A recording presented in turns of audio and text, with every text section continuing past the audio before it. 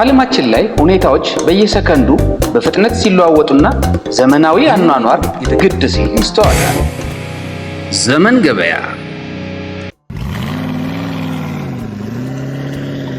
ዘመናዊ የዲጂታል ግብይት።